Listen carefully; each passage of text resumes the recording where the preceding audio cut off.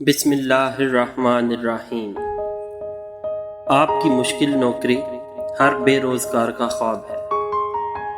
آپ کا پریشان کرنے والا بچہ کئی بانجھ لوگوں کا خواب ہے۔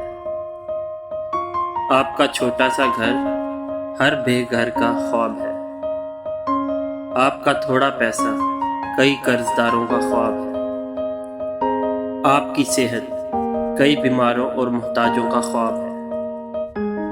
آپ کی خوشی ہر اداس انسان کا خواب ہے۔